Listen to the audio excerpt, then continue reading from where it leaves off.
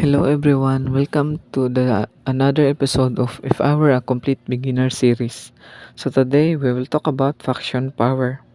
So different mixed bot has different faction powers, and different faction power has different skills. So there are three types of faction power for now: Styler, Buff, and Tech. So first let's talk about Styler. Styler are the speed demon of mixed mob. It has a passive of nimble frame. So what is nimble frame? It means that your core boost will be swapped into stellar core boost, which costs less health and more speed. But due to the patch, it is bug right now. The second one is tag. It is a low cost spray damage of paint that shoots a short distance.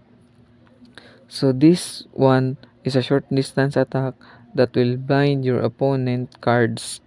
Although it is blind or locked, the opponent can still use it. Next one is buff.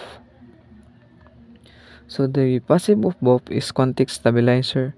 When a buff player inflict damage at you, you will get 1 mark.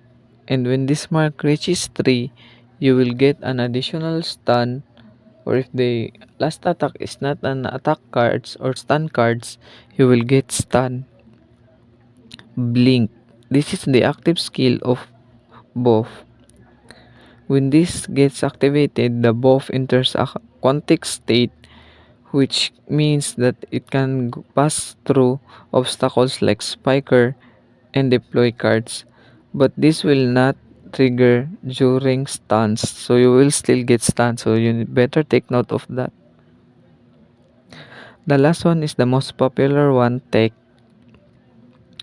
So the passive of Tech is that when you inflict damage to the enemy, they will drop Tech Plate, which will gives you speed and armor. And the active skill of Tech is Scrap Gunlet, which attacks, deals damage, and slows the affected enemies. So that's all for the faction. Thank you guys.